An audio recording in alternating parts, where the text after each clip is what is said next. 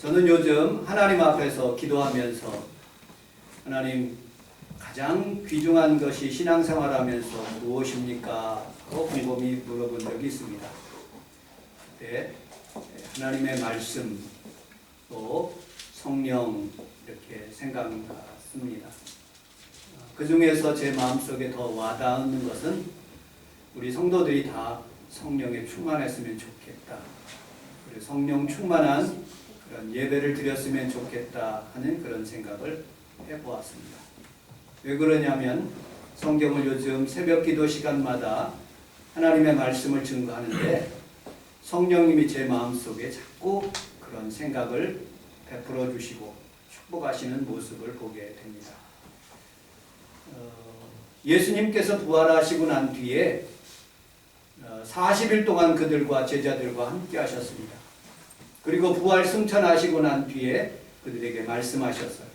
너희들은 예루살렘을 떠나지 말고 몇 날이 못 되어 성령을 받을 텐데 열심히 기도하라고 말씀하셨습니다. 그들은 오순절 마가 다락방에 모여가지고 열심히 하나님 앞에 기도하게 되었어요.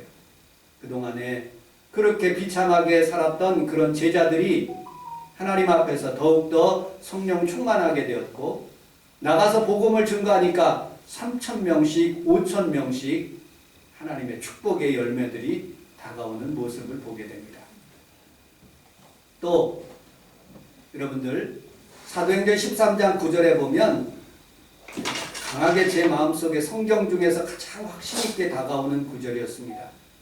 그 구절은 바로 사울이라는 자가 바울로 변화되면서 그가 하나님 앞에서 성령 충만함을 받게 되었을 때 세상이 바울을 주목하기 시작합니다. 여러분들 그동안에 안 됐던, 그러니까 하나님을 철저하게 배반했다면 이제는 하나님 앞에 성령 충만함을 받아 세상이 여러분들을 주목하고 하나님이 여러분들을 주목하여 하나님의 축복을 받는 계기가 이 자리가 되시기를 주님의 이름으로 축복합니다. 아멘. 또 예루살렘에서 유대인들끼리 문제가 생겼어요. 오늘 사도행전 15장 28절에 있는 말씀입니다. 그들이 서로 다툽니다. 왜냐하면 유대인들끼리 서로 예수 믿는 유대인들끼리 다투는 현상들이 일어났어요. 그래서 예루살렘 교회에서 총회를 했는데 결론이 이렇게 납니다. 성령과 우리는 여러분들, 우리가 중심이 아니라 성령님과 우리가 중심이 되어서 이런 결론을 맺었다. 첫째로는 우상에 대해서, 하나님이 우상을 제일 싫어하시거든요. 그 다음에 음행, 그리고 또 세 번째는 피채 먹는 것들, 그런 것들을 제외하고는 다 성도들에게 짐을 져주면 안 된다 하는 것을 결론을 낸 장소가 예루살렘 총회였던 것입니다. 사도행전 19장에 보면 이런 장면들이 나옵니다.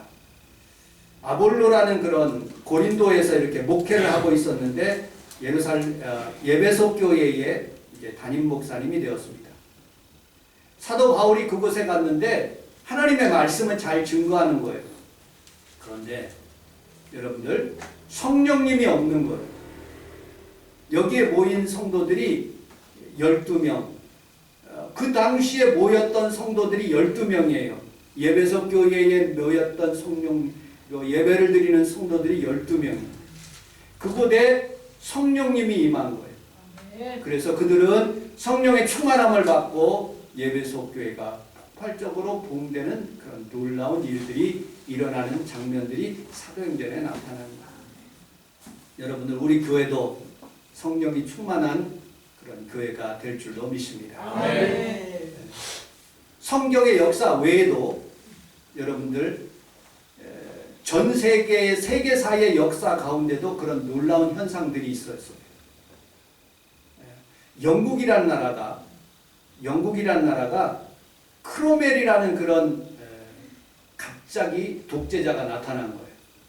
이 크로멜이라는 사람이 아주 청교도적인 그런 예수님만, 오직 성경만, 그리고 금욕주의로 그렇게 살아가야지만이 이 나라가 복을 받는다 생각해가지고 권력을 잡은 거예요. 그리고 국왕을 단두대에다가 목을 잘라서 죽여버렸어요. 그리고 자기가 호국경 지금 대통령이 된 거죠. 최초의 대통령이고 한 번밖에 없었어요. 지금까지 영국은 다 국왕이 여왕이 그렇게 통치하는 나라예요. 딱 한 번 크로멜이라는 사람이 그렇게 대통령이 된 거예요. 이 사람이 성문법을 만들고 최초의 성문법이죠. 전 세계 최초의 성문법을 만들고 그리고 청교도를 만들어서 모든 백성들을 다 청교도로 들어오게 하셨어요. 오직 성경 중심으로 살라. 여러분들 그 옆에 영국이라는 전체의 나라가 있지만 아일랜드라는 나라가 있고 스코틀랜드라는 나라가 있어요. 근데 그것을 한꺼번에 통합시킨 사람이 크로멜이라. 그때 죽인 사람이 그 아일랜드의 4분의 1가량을 죽였어요. 1200만을 죽였다니까요. 엄청나게 죽인 거예요. 예수 믿어도 그리고 스코틀랜드도 포함해가지고요. 영국을 국교로 만들었어요. 그래서 요즘 영국을 부를 때 해외에서 온 게스트들하고 얘기를 하면 UK라고 그래요. 뭐냐? 유나이트 킹덤이라는 뜻이에요. 영국이라고 그러지 않고 UK, 잉글랜드라고 그러지 않고 UK라고 해요. 그는 영국과 아일랜드와 스코틀랜드를 합쳐서 근데 각각의 의회는 있어요. 근데 그렇게 크로멜이 굉장히 그렇게 독재를 하면서도 하나님 중심으로만 그렇게 섬겼다. 근데 그게 전파가 되어가지고 어디로 갔느냐? 청교도들이 미국으로 간 거예요. 미국으로 갔는데 대통령 중심제를 만들어가지고 미국이 세계 제1의 나라가 된 거예요. 지금도 저는 한 번도 미국 평강에 있는 데를 가보지 못했어요. 그 뉴햄프셔라는 지역이 그곳에 사람들이 아직도 청교도적으로 살아가는 사람들이 있어요. 거룩한 주일날 양복 입고 예배드려야 돼요. 지금도 그 학교는 청바지 입으면 안 돼. 진으로 된 그리고 또 검소한 그런 바지를 입어요. 여자들은 짧은 치마 입으면 안 돼. 지금도 담배 피면 안 되고 영화 보면 안 되고 스포츠하면 안 되고 거룩한 주일날 딴짓 하면 안 된다고 그들은 가르치고 있어요. 굉장히 청교도적이에요. 여러분들 그런데 청교도의 열매가 없어요. 사람을 죽이고 사람을 아프게 해요. 청교도 내에 플러스 돼야 되는 게 뭐냐면 순복음이에요. 성령이 임해야 돼. 열매가 아름다워야 돼. 청교도적으로 살아가야 됩니다. 그러면 하나님께서 복을 내려주셔요. 그런데 행실이 열매가 안 나타나. 제가 청교도 우리나라에서 대표적으로 하는 것이 청교도의 전광훈 목사님이라는 곳에 가서 제가 청교도 그쪽으로 들어가서 공부도 많이 했어요. 그런데 여러분들 한쪽 성경만 중심으로 살면 그거 좋은 거예요. 하나님의 말씀이 좋은 거예요. 그런데 플러스 성령도 있어야 돼요. 교회는 하나님의 말씀에 축이 달려들 그리고 하나는 성령으로 기도하는 교회가 될 때 정상적으로 아름다운 열매가 맺는 거예요. 너무 신비주의로 우리가 주여 주여 하고 성령 충만 그것만 강조해도 안 돼요. 하나님의 말씀이 있어야 되고 그것은 살아있고 여러분들의 길이 되고 여러분들의 손이 되고 여러분들의 발길에 등불이 되는 것이 하나님의 말씀인 거예요. 그래서 하나님의 말씀과 성령은 같이 움직일 때 하나님의 복이 임하는 거예요. 근데 제가 요 근래에 책을 하는 거를 봤는데 바벨탑에 갇힌 복음이라고 해서 순복음을 까는 그런 하나님의 책이 있어요. 거기에는 너무 성도들에게 복복 가르치면 안 된대요. 저는 반대예요. 바벨탑에 갇힌 그런 말은 옳긴 하지만 성도들이 복을 받아야 돼요. 성도들이 물질의 축복을 받아야 돼요. 당장 헌금이 없는데 어떻게 교회 옵니까? 당장 하나님 앞에서 무엇을 드릴 것이 없는데 하나님 앞에 즐거운 마음으로 어떻게 오냐고요. 가난 좋아요. 깨끗하게 산다는 것 좋아요. 청교도적으로 사는 것 좋습니다. 그러나 하나님 앞에 복도 받아야 돼요. 아멘. 오늘 여러분들의 삶 속에서 하나님의 말씀과 그리고 성령 충만의 복음이 아멘. 여러분들 삶 속에서 늘 넘쳐나기를 주님의 이름으로 축복합니다. 아멘. 마태복음 4장 1절을 같이 한번 읽어보도록 하겠습니다. 여러분들 주보 내용에 마태복음 4장 1절 4장 1절 같이 한번 읽어보도록 하겠습니다. 시작. 그때 예수께서 성령에게 이르러 마귀에게 시험을 받으러 광야로 가사 40일을 밤낮으로 금식하신 후에 줄이신지라 시험하는 자가 예수께 나와서 이르되 내가 만일 하나님의 아들이여든 명하여 이 돌들로 떡거리라. 예수님께서 공생애를 시작하셨어요. 그리고 시험을 받았어요. 세 가지 시험입니다. 우리 모든 사람들에게 세 가지 시험이 마귀에게 이렇게 걸려들 수가 있어요. 첫째로는 떡, 돈에 대한 문제. 신앙생활도 좋지만 떡을 먹어야지, 돈 벌어야 되지, 그렇지 않니? 옳은 말이에요. 떡도 중요합니다. 그러나 떡 위에 성령과 하나님의 말씀이 있어야 돼요. 두 번째로 높은 곳에 올라가서 한번 뛰어내버려. 우리 성원 순복음교회 꼭대기 올라가서 대원 아파트 꼭대기에 올라가서 확 뛰어내려서 제가 샥 안전하게 하면 얼마나 사람들이 저를 따를까요? 초자연적인 목사님이다. 예수님은 능히 그렇게 하실 수 있어요. 아니라는 거예요. 그렇게 살면 자기 나타나면 안 된다는 거예요. 그렇게 시험에 빠지면 안 되는 거예요. 세 번째, 나한테 한 번만 경배해봐라. 그러면 온 천하를 너희에게 주겠다. 온 천하를 주겠다요. 우상 숭배 한 번만 하면 온 천하를 너에게 주겠다. 그것도 말씀으로 이겼어요. 여러분들 여기 오늘 성경에 보니까 그때 예수께서 성령에게 이끌려 마귀에게 성령에게 이끌려, 이거는 어찌 보면 수동태와 같지만 그러나 순종이라는 그런 단어. 내가 능동적으로 살아갈 수 있는 힘이 있지만 하나님의 말씀에 순종하고 그리고 성령님께 이끌려 사는 삶, 그것이 하나님이 우리에게 주시는 축복인 거예요. 아멘. 여러분들 오늘도 성령에 이끌려서 오늘 예배로 이 자리에 오게 하신 것을 여러분들 믿으시기를 주님의 이름으로 축복합니다. 아멘. 설교를 준비하면서 저는 이것을 한번 생각해 봤어요. 저희 집은 대대로 통합 측에 내려오는 4대째 믿는 예수 믿는 가정이에요. 장로교회. 30년 동안 그것을 그렇게 하셨는가. 그리고 30 이후로는 순복음. 제가 올해 60이 되거든요. 하나님 앞에서 반절은 장로교회, 반절은 순복음에 하나님께서 하셨어요. 저는 대학교를 졸업하고 난 뒤에 이런 생각을 해봤어요. 나는 반드시 미국 간다. 못 가면 부산항에 가가지고 몰래 컨테이너항에 들어가가지고 미국 가는 배를 타가지고 틀림없이 미국 간다. 그렇게 생각했어요. 그리고 토플도 준비했어요. 근데 하나님은 나를 미국으로 안 보내고 필리핀으로 보냈어요. 가보니까 거기에 순복음 신학교에. 왜 하나님이 나를 그렇게 하셨을까? 30년 동안은 장로교 말씀 중심으로 살다가 하나님은, 제 장로교 다녔을 때는요, 주일날 밥도 못 사 먹었어요. 버스 타면 난리 나요. 하나님의 성전에서 기타 치면 난리 나요. 우리 목사님. 지금은 안 그렇지만 그전에는 그랬어요.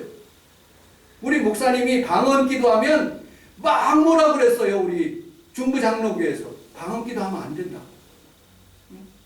지금은 바뀌었지만. 여러분들, 그런데 하나님은 나를 순복음으로 오게 하셨어요. 왜? 성령도 중요하기 때문에. 하나님의 말씀도 중요하지만 병행해서 같이 하나님의 말씀으로 그렇게 성령으로 같이 살으라고 하나님이 나를 순복음 목사가 되게 하신 그 모습의 오묘함을 제가 깨닫게 되었어요. 여러분들, 우리 하나님 앞에서 여러분들이 다 성령 충만함을 받으시기를 주님의 이름으로 축복합니다. 아멘. 왜 중요하느냐? 여러분, 세상에는 기라는 게 있어요. 독에 걸린 모를 놓는 그런 사람들도 자기가 정신을 집중해서 이기고자 원하시면 그거를 던지면서 뭐야 하고 소리를 지르는 거예요. 그러면 도가 됐다가 그놈이 위에서 떨어지면서 톡 하면서 모가 되는 거예요. 사람은 자기의 무엇인가 집중하면 그것이 영이 되어서 어떤 영감이 되어서 그것을 딱 이렇게 구부려질 수 있도록 불안했는데 안 됐었는데 그게 하나님 앞에서 기도로 영으로 하면 홀딱 뒤집히는 거예요. 여러분들 우리는 살아가면서 수많은 그런 어떤 위험한 사고를 당할 수 있어요. 그러나 성령의 도우심을 받으면 막아주시고 안 됐던 일들이 잘 풀려나가게 하는 거예요. 난 참 이상하더라고요. 우리 평강이가 아르바이트 하기 위해서 그 회사를 갔어요. 목사라는 아들 때문에 그곳에 했어요. 근데 그 분들이 굉장히 평강이를 잘해주는 거예요. 차도 주고 뭐 원하는 거 다 하는 대로 다 해주겠다는 거예요. 그리고 하나님께서 그 여러 가지 어려운 상황 가운데서도 특별히 우리 교회에 특별헌금을 하더라고요. 100만 원이나. 너무 감사하더라고요. 은혜예요. 이건 받을 수 없는, 그냥 평강이가 다른 데를 가서 근무를 했다면 그런 은혜가 없었을 거예요. 그러나 여러분들 하나님께서 인도하시고 사람이 할 수 없는 부분들을 하나님께서 도와주시면, 성령님께서 도와주시면 이성으로 하나님의 말씀을 그렇게 삶을 살아야 돼요. 우리는 내가 금욕적으로 그렇게 살아야 돼요. 나는 죄인이기 때문에 언제나 타락할 수가 있고 죄질 수 있기 때문에 청교도적으로 그렇게 살아야 된다니까요. 말씀으로. 그런데 우리는 그보다도 더 영적인 차원이 있어요. 뭐냐? 성령이라는 게 있거든요. 여러분들의 가슴에 오늘 성령이 임하면 놀라운 하나님의 일들이 오늘부터 일어나게 해 주실 줄로 믿습니다. 아멘. 감나무에서 기다리지 말고 여러분들 두드려 보십시오. 성경에 이런 누가복음 11장 5절에 또 이르되 너희 중에 누가 덫이 있는데 밤중에 그에게 가서 말하기를 덫이여 떡 3덩이를 내게 주어 달라고 요청하는 문을 두드리는 거예요. 왜 갑자기 자기 친구가 돌아와서 떡 3덩이가 필요한데 친구 집에 가는 거예요. 오밤중에. 그 친구가 이렇게 얘기해. 나는 지금 벗었고 우리 아내와 우리 아이들과 함께 자고 있는데 괴롭게 하지 말라. 그런데 계속 두드리는 거예요. 그러니까 그 친구가 할 수 없이 문을 열어주고 떡을 주는 거예요. 3덩이를. 완전 숫자 3덩이를 주는 거예요. 먹고 잘 살아. 우리 주님도 마찬가지라는 거예요. 누가복음을 끝까지 읽어보면 11장에 보면 하나님 앞에 주의 성령을 간절히 구하면 좋은 것을 주신다는데 그것이 성령이라는 거예요. 그러면 놀라운 하나님의 섭리가 임하게 되고 우리가 열심히 기도하여 하나님 앞에서 성령 충만함을 받아 하나님 앞에서 복된 삶을 살아가게 해 주실 줄로 믿습니다. 아멘. 두 번째, 사도 바울과 성령 충만. 여러분들 사도행전 13장 9절을 같이 한번 읽어보도록 하겠습니다. 사도행전 13장 9절 시작. 바울이라고 하는 사울이 성령이 충만하여 그를 주목하고. 우리 좌우에 있는 분하고 그렇게 인사하도록 하겠습니다. 주목받는 사람이 됩시다. 주목받는 사람이 됩시다. 우리 성원 순복음교회가 주목받는 교회가 될 줄로 믿습니다. 아멘. 여의도 순복음교회만 주목받는 것이 아니라 우리 교회도 성령님이 임하면 아멘. 주목받는 교회가 되는 거예요. 아멘. 나도. 사도 바울도 그전에는요, 사도행전을 쭉 읽어보면 1장, 2장, 3장, 10장까지는 베드로에 대한 얘기예요. 거기에 간혹 집사님이 스데반 집사님이 빌립 집사님이 나오긴 하지만 10장까지는 사도 베드로에 대한 얘기, 13장까지는 바나바에 대한 얘기. 바나바가 안디옥 교회에 갔어요. 그리고 안디옥 교회에서 너무 부흥되니까 사도 바울을 초청을 한 거예요. 하나님을 만났다고 그러는데 누가 하나 쳐다보지를 않는 거예요. 쥐가 만난 거지 내가 어떻게 알아 그거를. 그런 식으로 제자들도 생각하고 주변에 있는 사람들도 생각한 거죠. 그런데 바나바라는 사람이 데리고 와가지고 하나님의 말씀을 같이 섬기자 하고서는 안디옥 교회에서 그렇게 열심히 한 거예요. 그런데 그 교회에서 성령이 임하게 된 거예요. 안디옥 교회에 사도 바울이 성령이 임하니까 이게 역전이 된 거예요. 베드로보다도 위에 있고 바나바보다도 위에 있고 성경을 같이 나오는데 바울과 바나바로 쭉 이제 나오는 거예요. 13장 9절 이하에부터는 이제 바울과 바나바로 이렇게 표현되는 거예요. 여러분, 세상에 주목받는 사람들은 성령 충만한 사람이에요. 그런 사람이 있어요. 무디라는 사람. 무디라는 사람이 있는데 이 사람은 초등학교밖에 안 나왔어. 많은 사람들이 좋은 목사님을 모시고 부흥성회를 해야 됩니다 하고 큰 교회에서 그렇게 얘기하고 연합집회 때 그렇게 얘기하는데 어느 원로 목사님은 나는 반대다. 하나님의 말씀 쩍쩍쩍 잘 가르치는 목사님은 얼마든지 많다. 그러나 성령이 그 마음속에 있는 무디 목사님 보러 초등학교밖에 안 나왔지만 그 목사님을 모시고 예배를 드리자. 그 무디 목사님이 미국을 완전히 부흥하게 하세요. 성령 충만한 그런 목사님 때문에. 무디 목사님은 침례교회 목사님이거든요. 우리 평강이가 가끔씩 그 얘기. 자기 학교 고등학교 학교의 모든 그런 교수님과 그리고 또 학교의 그 주인이 무디 목사님 후손이라는 거예요. 무디 목사님. 여러분들 수많은 그런 사람들이 무디 목사님 때문에 복을 받고 축복을 받은 거예요. 그런데 중요한 것은 많은 사람들이 무디 목사님이 성령을 소유한 것, 독점적으로 다 소유해서 성령님이 그만 있는 것이 아니라 중요한 것은 그가 소유한 것은 아니지만 그는 성령의 사람이라는 것을 내가 분명히 안다 해서 많은 사람들이 무디 목사님을 따른 거예요. 여러분, 초창기에는 무디 목사님이 이런 일들이 있었어요. 보스턴에 있는 캠벨이라는 그런 선생님이 무디 목사님을 자기 교회로 초청했어요. 그때 이런 글을 썼어요. 나는 그처럼 영적으로 어두운 사람을 처음 보았습니다. 무디 목사님에 대한 그런 얘기 처음 만났을 때 어떤 일에도 유능하게 쓰임받을 사람으로 보이지 않았습니다. 그리고 그에게 전도하여 주일학교를 다니게 되었습니다. 그리고 무디 목사님은 성령을 받고 난 뒤에 이렇게 고백하게 되었습니다. 내가 회개하고 성령을 받은 날 아침 밖에 나왔을 때에 모든 것이 다 사랑스러웠습니다. 나는 공중에 뜬 해가 전보다 더 사랑스럽게 되었습니다. 새소리를 들을 때에 그것들도 전과 달리 사랑스러웠습니다. 만물이 나에게 관계를 달리하고 있습니다라고 고백하고 있어요. 성령을 받으면 새로운 사람이 되는 거예요. 오늘 예수 그리스도의 이름으로 우리 성원 순복음교회 모든 성도들이 예배소 교회에 있는 12명이 성령 받은 것처럼 오늘 우리 교회의 모든 성도들이 다 성령 충만함을 받기를 주님의 이름으로 축복합니다. 아멘.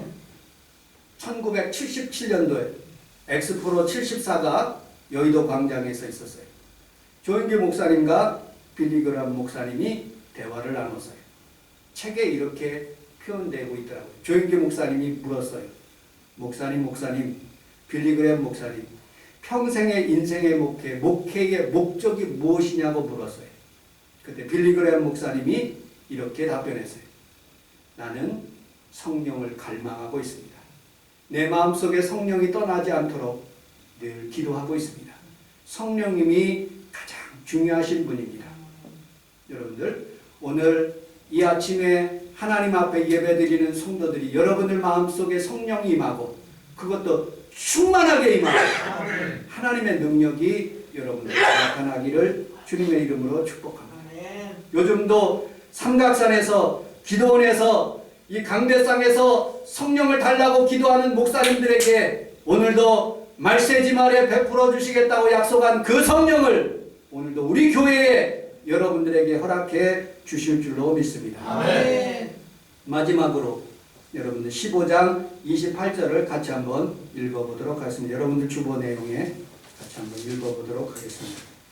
15장 성경을 찾아서 읽어보겠습니다. 15장 28절 29절 시작. 성령과 우리는 이 요구한 것들 외에는 아무도 너희에게 주지 않은 것이 없을 줄 알았노니 우상의 물과 원수와 공매로가 높아 우리는 것이 아니라 예수로 가장 잘 되리라. 평안함을 원하는 자들아. 아멘. 15장 1절을 같이 한번 읽어보도록 하겠습니다. 15장 1절 시작. 어떤 사람들이 유대로부터 내려와서 형제들을 가르치니 너희가 모세의 형제로 형제를 받지 아니하면 이 구원을 받지 못하리라. 15장 11절을 같이 한번 읽어보도록 하겠습니다. 시작. 그러나 우리는 그들이 왕과 자기의 죄로 구원을 받는 줄 알노라 합니다. 기독교인이면서 유대인인 사람들끼리 다툼이 일어난 거예요. 15장 1절에 보면 그들은 할례가 있어야 된다, 율법이 있어야지 구원함을 받는다, 이렇게 생각하는 사람들이 있었어요. 그런데 여러분들, 바울과 바나바는 그렇게 생각하지 않았어요. 15장 11절에 보니까 예수 그리스도의 은혜로 구원받는 것이지 무슨 우리가 율법이나 할례를 통해서 그렇게 구원함을 받느냐 하고 그렇게 분쟁이 일어난 거예요. 이게 최초의 예루살렘 성전에서 일어난 총회가 이 문제를 해결하기 위해서 이제 총회가 시작된 거예요. 경론이 일어나고 여러 가지 말이 있었다고 오늘 성경에서 말하고 있어요. 결론은 성령과 우리는 이 요긴한 것 외에 짐을 지우지 않기를 원한다. 우상, 그 다음에 음란, 그리고 또 피채 먹은 거, 선짓국 먹는 거, 그거만 제외하고는 모두 다 오케이. 예수 그리스도의 은혜로 받는 것이지 무슨 우리가 무슨 율법과 할례를 우리가 행한다고 우리가 구원함을 받느냐. 이 당시에 유대인들은요 얼마나 철저했는지 아십니까? 율법에 대해서. 구약이 전체 율법이거든요. 플러스 그들은 생활 가운데 무엇을 하느냐, 할례를 행했어요. 아브라함이 이삭이 난 지 8일 만에 할례를 행한 거예요. 여러분들, 하나님이 모세를 죽이려고 그래. 그때 십보라가 나타나가지고 자기 아들을 할례, 표피를 벗겨가지고 할례를 해서 탁 던져. 그러면서 우리 하나님 앞에서 이렇게 우리 남편은 피남편입니다. 할례 받은 사람입니다. 라고 하니까 하나님이 그를 용서해줘. 그를 살려줘. 이스라엘 백성들이 가나안 땅을 들어가려는 그 입장에서 하나님이 그들에게 할례를 시켜. 길갈이라는 곳에 굴러가다라는 그런 뜻이에요. 그들에게 할례를 행해. 이제 너희들은 가나안 땅에 들어가면 이 할례 받은 백성들이 되어서 할례 민족이 된다 하고 그렇게 그들을 다 할례를 시키는 거예요.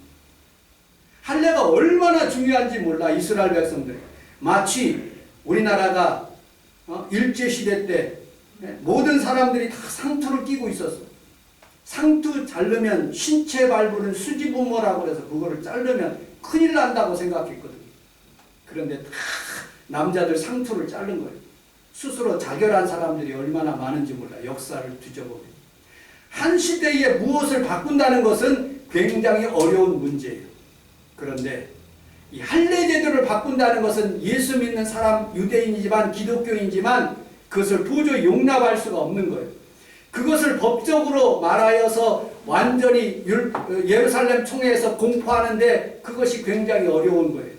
그런데 결론을 내줬어. 성령님께서 우리에게 이렇게 요긴한 것 외에는 다 짐을 매지 않고 풀어준다. 그냥 예수님의 은혜로 구원함을 받는다. 그것이 끝인 거예요. 오늘 여러분들의 삶 속에서도 은혜로 구원받는다는 것을 믿으시고 하나님 중심으로 살아가시는 귀한 성도들이 다 되시기를 주님의 이름으로 축복합니다. 아멘.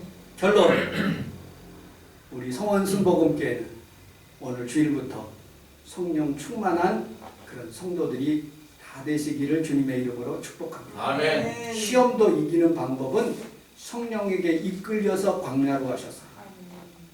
여러분들 내가 세상 사람들로부터 수많은 사람들로부터 주목받게 살기 위해서는요, 내가 성령 충만해야 돼.